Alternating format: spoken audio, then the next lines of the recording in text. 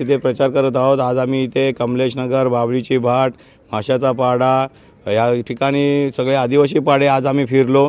या आदिवासी पाड्यामध्ये गेल्याच्यानंतर सगळ्यांचा एकच सूर होता, इथे कोण नगरसेवक येत नाही, आम्हाला विचारत नाहीत, आमच्या काही समस्या आहेत त्या जाणून घेतल्या जात नाही आहेत। आणि ह्या सर्व त्यांना हा आदिवासी समाज हा पहिला मुंबईतला हा मुख्य समाज असून येथे त्यांना या सुविधांपासून अभाव आहे। आणि हा अभाव इथे ह्या वार्डामध्ये सभापती झाले, महापौर झाले आणि त्याच्यानंतर आमदार झाले, पण इथे सगळ्या सुविधा काहीच त्यांना मिळत नाहीत। पाण्याची सुविधा असून देत, लाईटची सुविधा असून देत, रस्ते आता कुठे बनवायला घेतलेले आहेत।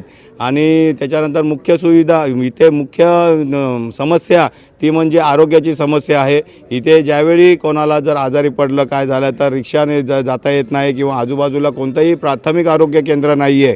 त्यामुळे इथे जर कोण आजारी पडलं तर त्यांना काशीगाव किंवा टेंबा हॉस्पिटलला भाईंदर वेस्टला न्यावं लागते, ही खूप मोठी समस्या आहे।